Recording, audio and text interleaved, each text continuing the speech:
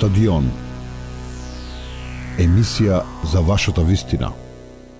Апсолутно не е точно дека нема државни пари во медиуми.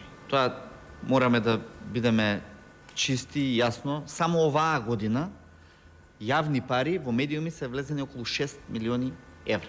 6 милиони евра. 6 милиони евра. Значи, по основ на ослободување од плаќање на концесии од АВМУ беа околу 1,5 милиони евра.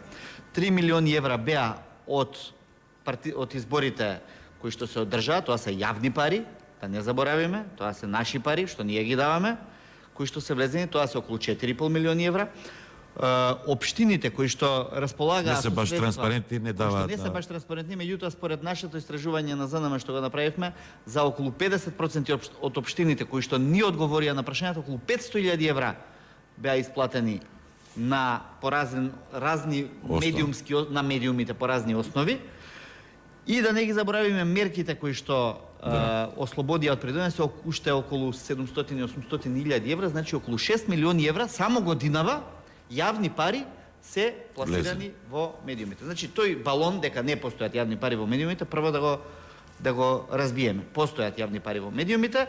Разликата е што порано беа повеќе, беа над 10-12 милиони евра и што ги делеше еден центар на моќ, што беше нели апсолутно неприфатливо. Сега преку овие партиските кампањи се дели на повеќе центри на моќ.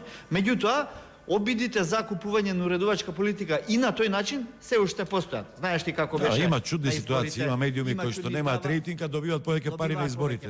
Значи, тоа постои и тоа е една објективна ситуација. Второ е, дали понатаму треба да се прави некаков си фонд на медиуми и на кој начин да се прави таков фонд на медиуми. Несреќен ми е тој избор на зборови со фонд, меѓутоа, ајде, како и да е, ние не сме за тоа да постојат пари кои што некритички ќе се додалуваат на газдите на медиумите за тие да располагаат со нив. Ние до сега видовме што направија они со тие пари.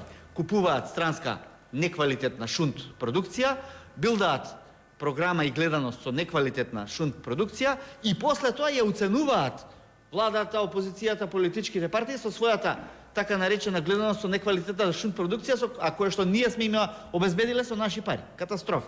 Значи, тоа е таков тип на да се дозволи да се дадат пари кои што медиумите ќе ги практично злоупотребат за билдање на рейтинг во користење на цели кои што немаат врска со новинарството, не. Меѓутоа, доколку дојдат добри идеи за подигнување на квалитетот на новинарскиот продукт, на квалитетот на новинарската програма. Рече дека не може секој медиум да добие.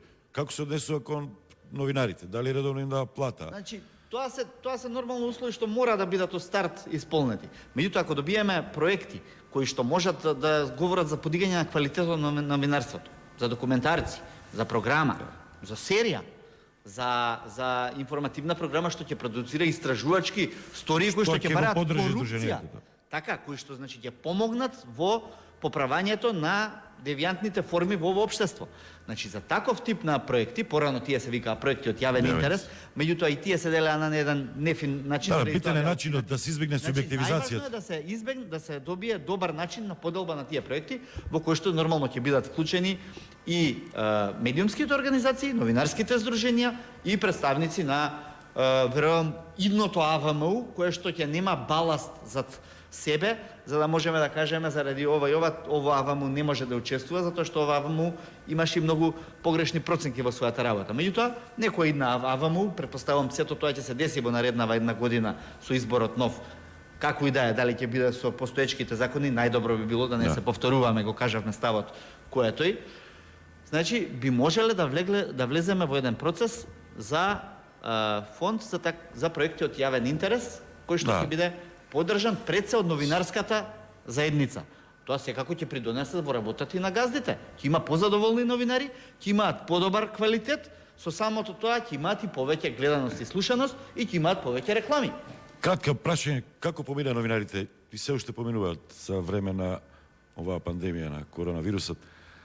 Од аспект на статусот, од аспект на вработување, Горан кажа примиле, напротив, не отпуштиле во радиото. До сега кај другите имаше различни редакции, во различни редакции е различно.